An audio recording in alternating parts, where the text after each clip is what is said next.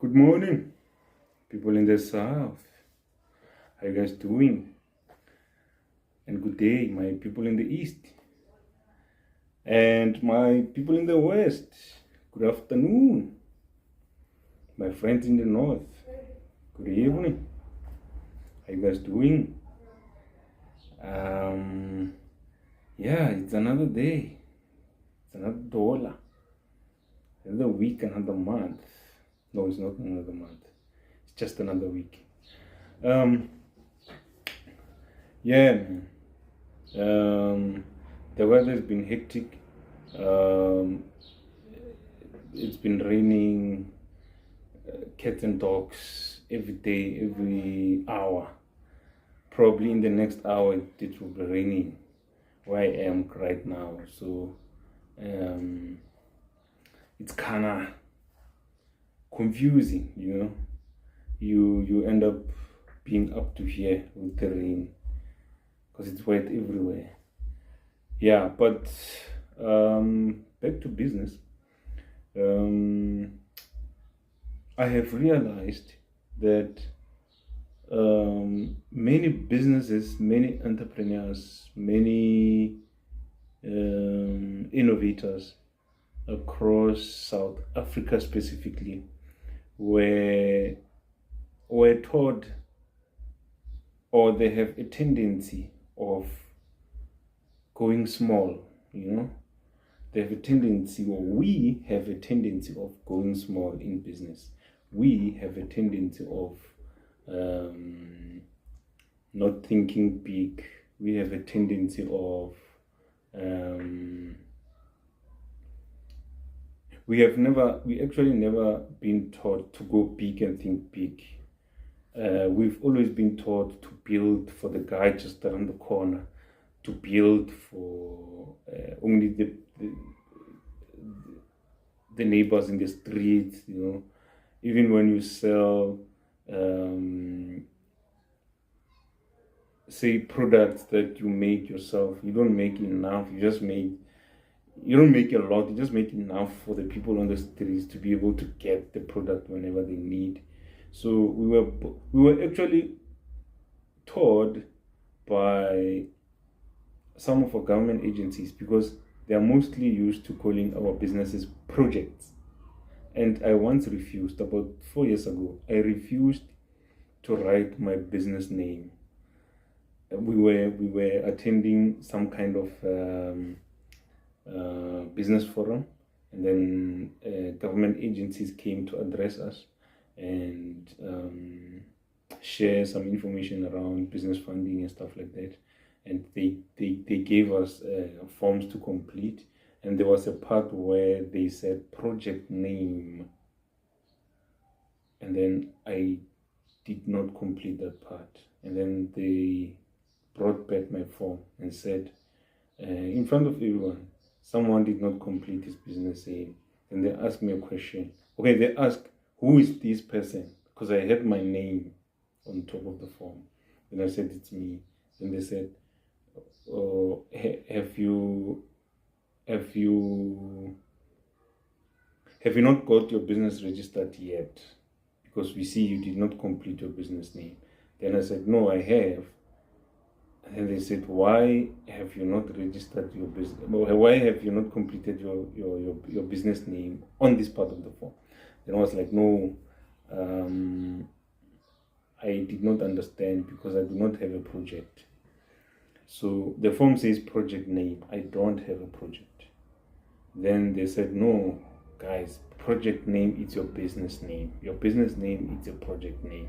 Then I said, no, my business name is not the project name, and my business is not the project. My business is the business that I'm building, and it's going to be a sustainable business. A project has a starting point, or a start time, and an end time. So you can't say my business is a project. If you project such mentalities on me, it means I'm going to take that and run with it. Wherever I see somebody running a business, I will think they're running a project. A project has a start and an end time.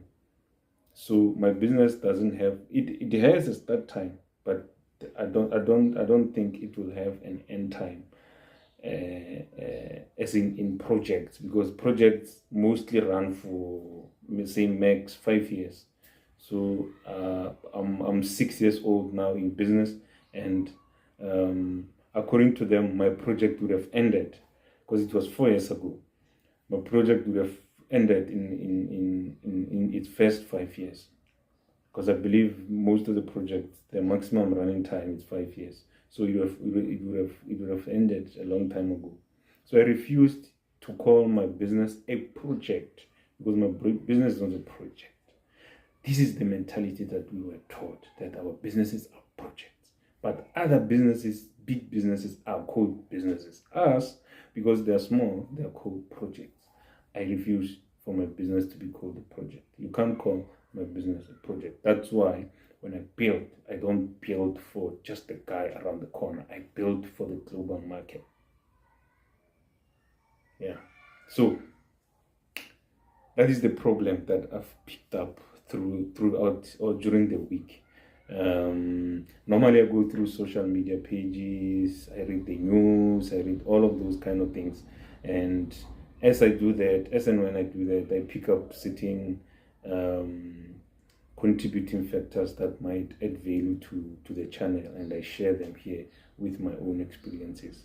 And this one specifically actually hit the nerve, because it actually happened to me, where our businesses are called projects. That's why we never succeed in this entrepreneurship journey, because we are being called projects. I can guarantee, I can bet you now, I can bet $1 million now, most of the businesses I started with 6 years ago, they have vanished. The entrepreneurs have went back to their jobs, or they went back to look for jobs. I can bet you now, most of the businesses I started, not the ones that are found in the space, most of the ones that I started with around the same month, the entrepreneurs they quit and went back to work, to join their previous companies or employers. They actually went back. Can bet you $1 million. They went back to become employees again, because at some point they were called projects and they believed, and they ended up as projects, and there was a start time and an end time, and it ended, and he went back to his employment. I refuse. So today I want to talk about building for the global market. This is something that is very it's a very touching, not necessarily touching, but a very important imperative factor in my business, because I've always had this thing that when I build something, I want to build for the global market. I want to build for my province, not my district. I want to build for my country, not my province. I want to build for my continent, not my country. I want to build for the globe, not my continent. So it comes with an understanding of oneself, where you have fear of building something so big that you can't comprehend its magnitude in your medulla oblongata. You can't comprehend its magnitude. There's a phrase that says our deepest fear is not that we can't build. No, our biggest fear is not that we can't.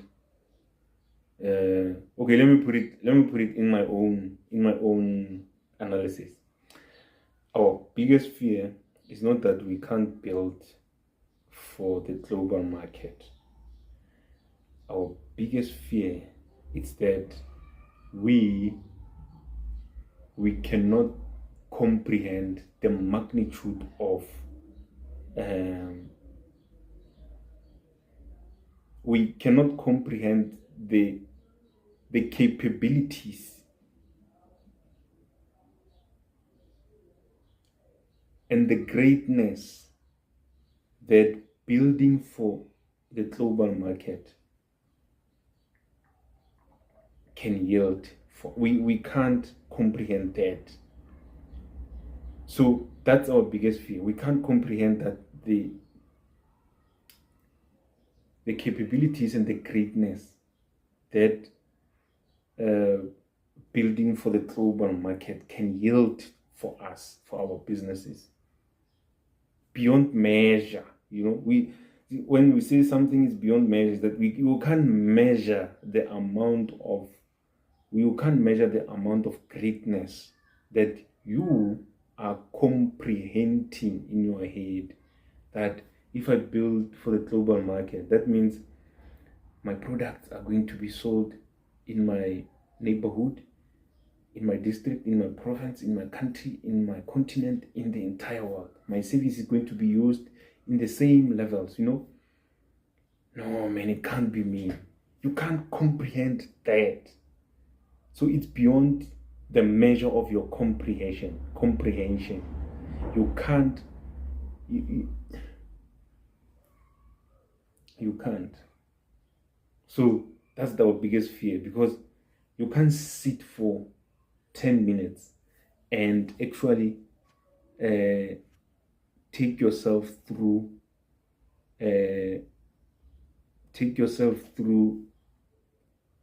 that comprehension, because it does not work out in your head. It's beyond your measure. You can't stretch your mind up to that. That's our biggest fear. That what's going to happen to me? What if I'm well known and everybody knows that I own this service, and like Mark Zuckerberg, everybody knows that he owns that particular service. What's going to happen to me? Am I going to isolate and live in a different country and live away from my people? And you can't comprehend that. And that's the problem that we're sitting with. That's why when they say our businesses are projects, we accept that. And they end up reaching their end time. And that will be the end of your business.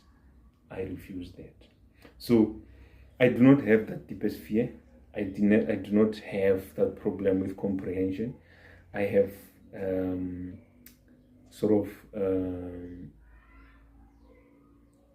trained my vocab, my ability to comprehend, so I can even comprehend beyond the point where normally I couldn't comprehend beyond. I can go beyond the point where my comprehension ended. So I can see myself beyond that point. I can go as far as, I don't care what happens. I'm going. Doesn't matter. Brutal on it. So I'm building for the global market. I don't care who says what. Eventually, I'm going to have a product that is being consumed on all of those levels throughout my continent, eventually the global market. My total addressable market in many of my services and products, it's targeting the entire globe. So I do not come up with innovations that are just going to end here in my street. No, I come up with innovations that are going to move from my street to my district to the globe, to the global community. That's what I comprehend around. So let's take a bit of an example around that, pertaining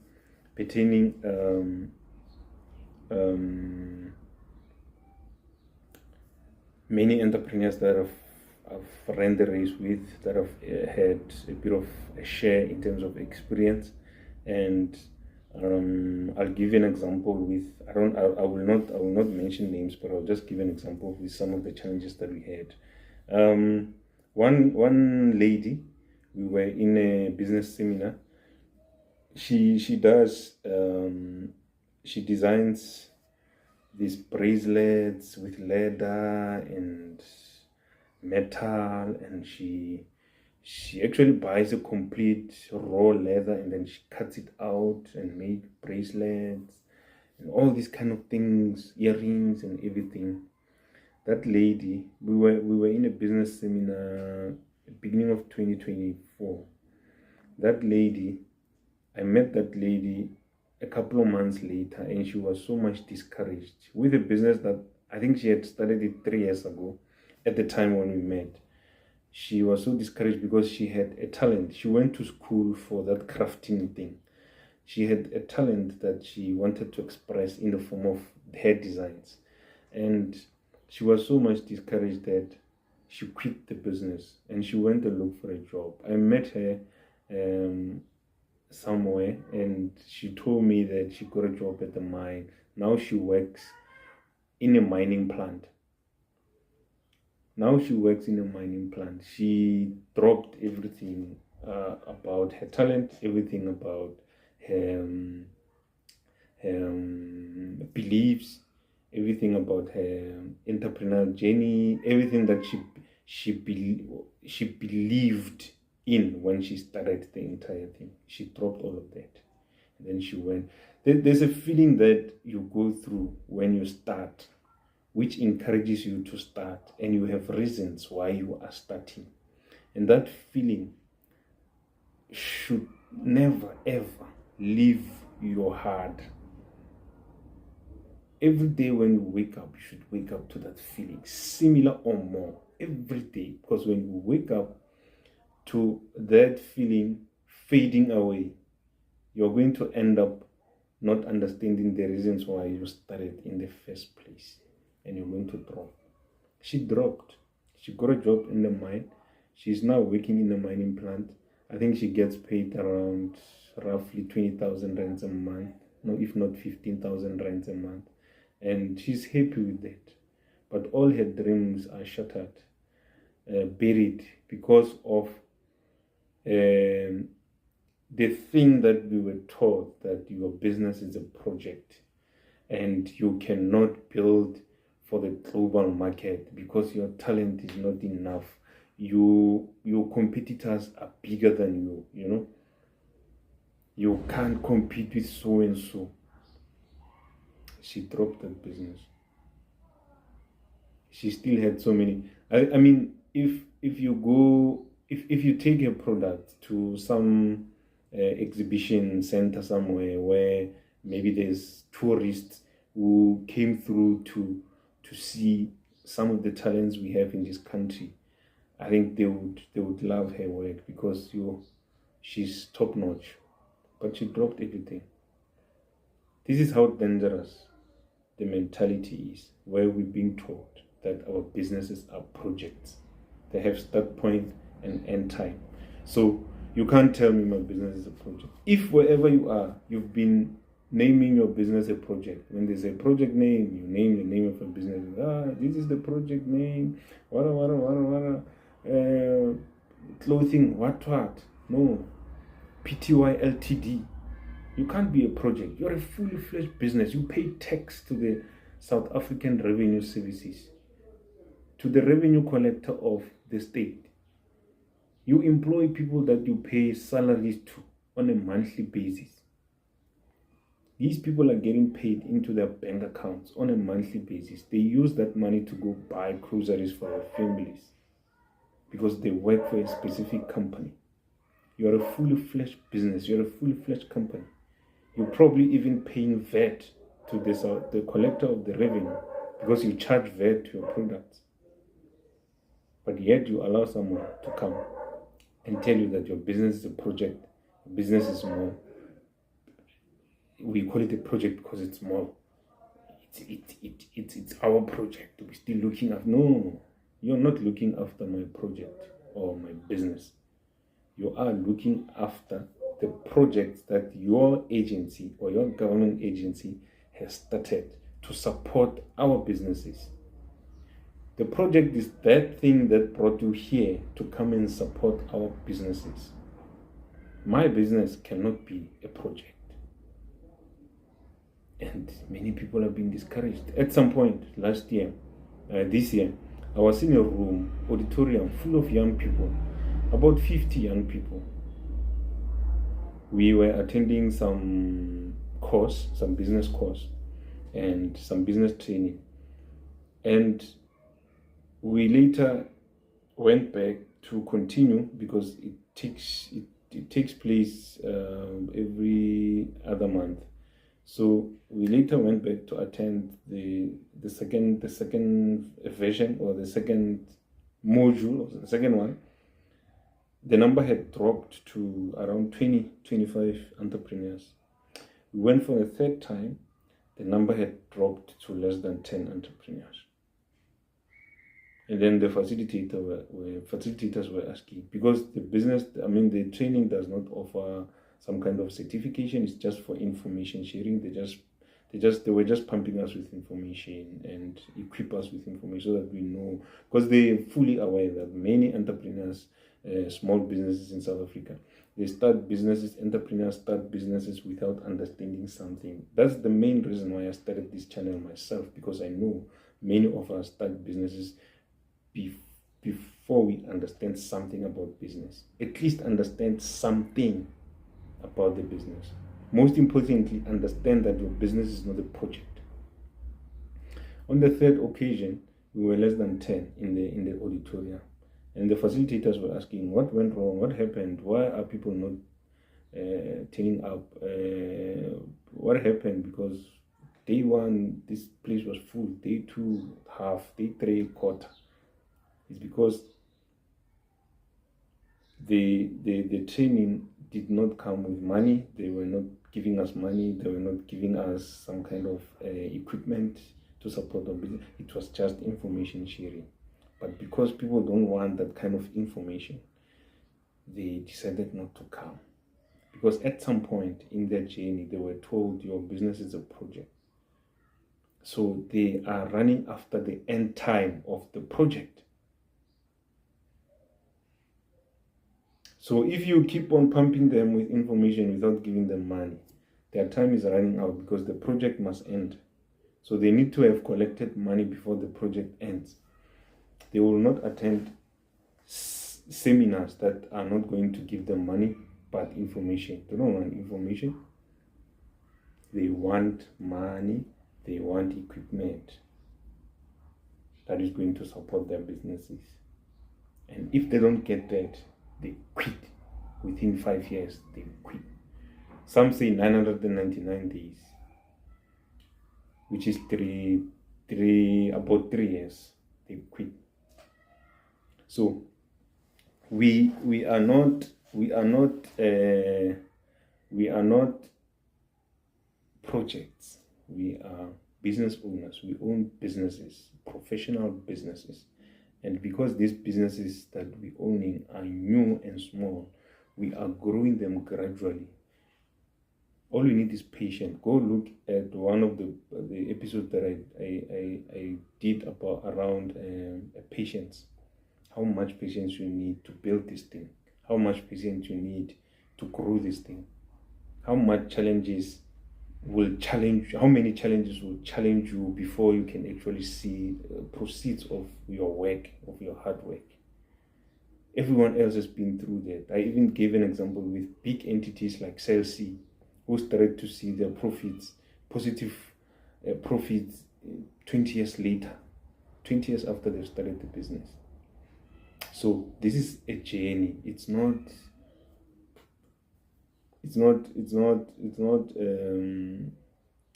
a trip. Not a trip to work and back. No, it's a journey. You have to walk this journey and work on this journey as you are journeying. I can give an example with a whole lot more businesses. We have our local sneaker businesses. I won't mention the names because I'm afraid of mentioning people's names yet.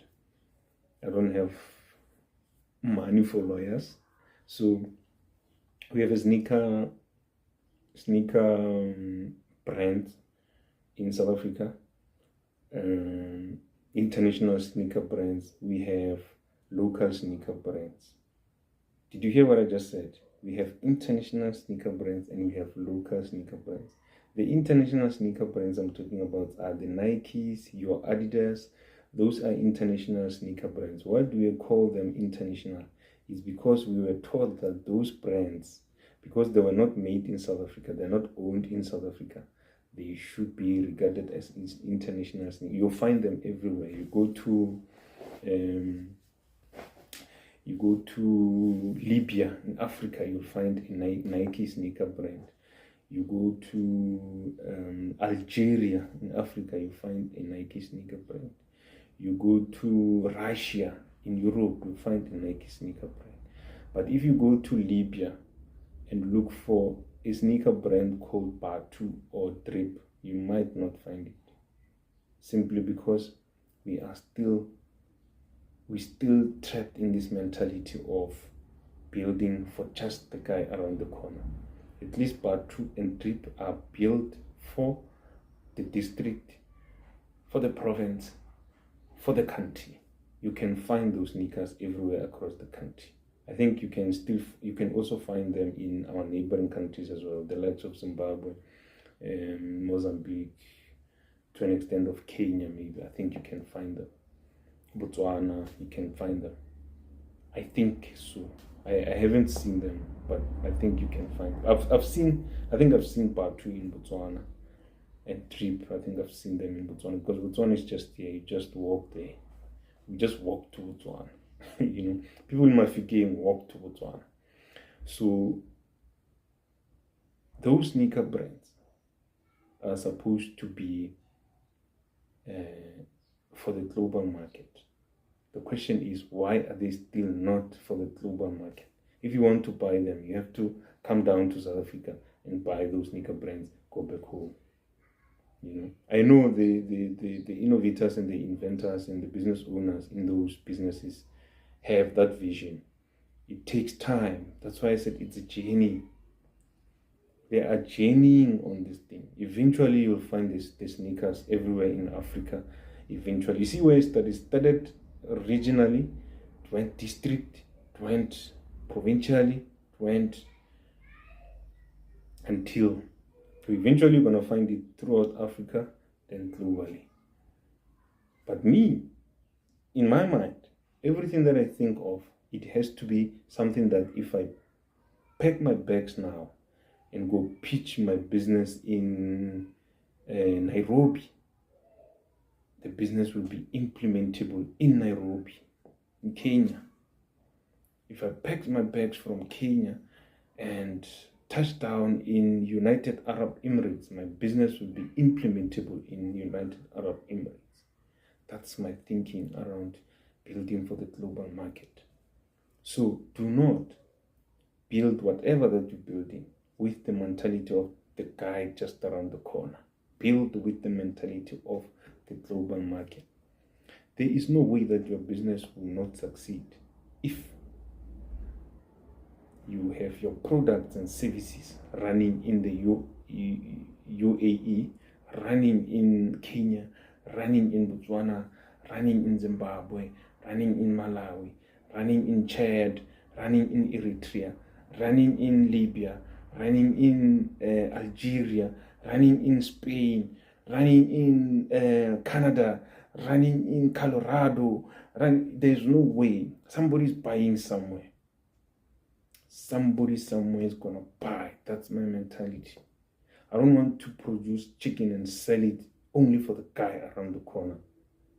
I was selling chickens. I was selling chickens for the guy around the corner, the guy in the district, and everyone in the province. I was delivering chickens anywhere across the province. So my mentality started like that I'm going to do for the guy around the corner, do for the guys in the district, do for the guys in the region. Now I'm doing for everyone across. At some point, I was delivering chickens in other parts of the country. So the entire country was eventually getting to know my brand in terms of chicken production. And it worked. It worked because it was working. And I never had a day where I did not have orders. You wake up in the morning, there's orders from that side of the country. There's orders from that side of the province. There's orders from... Unlike when I was just hoping for the guys around the corner. If you've delivered 10, then you have to wait for them to consume that 10. After consuming that 10, then you're done. Then that's when you'll expect them to come back for another 10. I had orders every single day, Monday to Monday. Unfortunately, I had to pivot the business, but I'm still going back. At some point, I'm going to go back because I've seen it works. I know I have the blueprint of everything that is happening that side.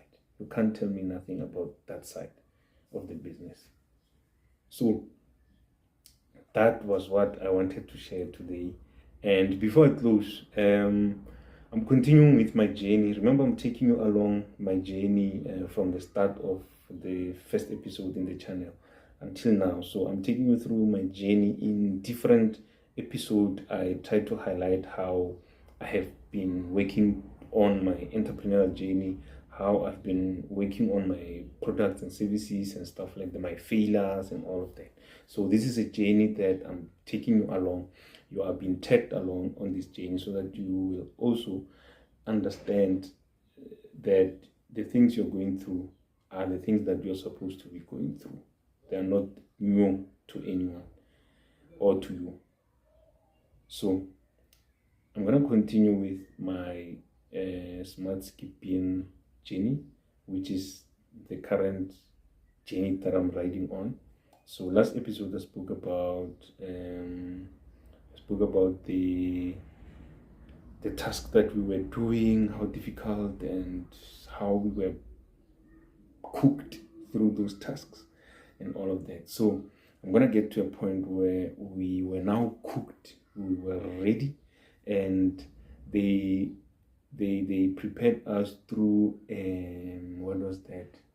They call it mock pitching. Mock pitching is like it's a pitch. It's like a final pitch.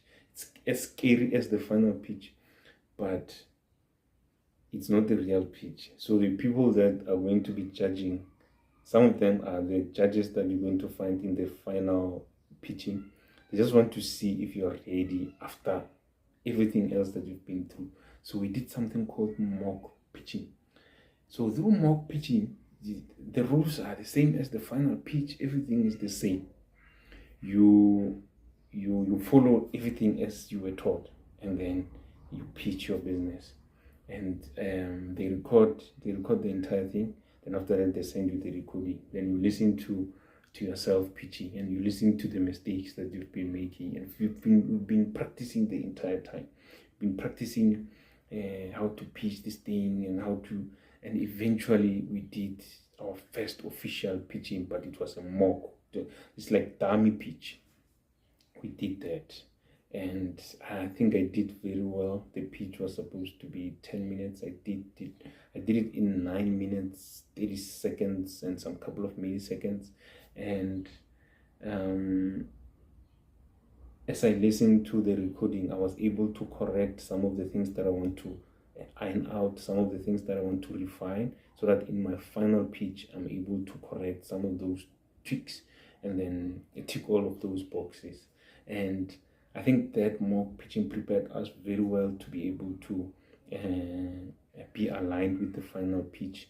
And on my final pitch, it felt like I was repeating something that I've done before. So I was not that much scared on the mock pitching. I didn't have that much of, I was relaxed because I know this is not the real thing. So I was relaxed and everything.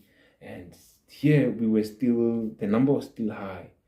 And remember, these guys are looking for 8 in the country, just 8 in the entire country.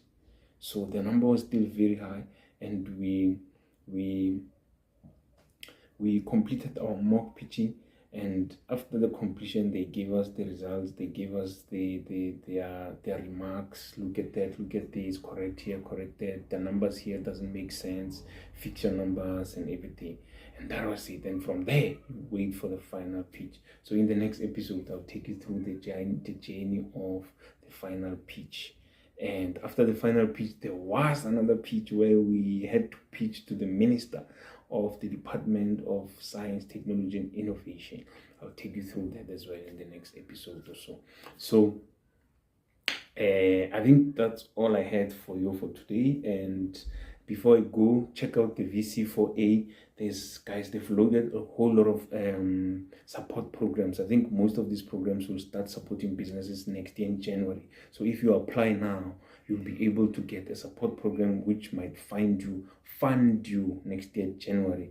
The support programs are available on the vc4a.com. They're also available. I've seen so many of them on Innovation Bridge portal. On Innovation Bridge portal, when you get into Innovation Bridge portal, click on events and opportunities. You see a whole lot of support programs, and take advantage of that. And with that being said, I will see you next week.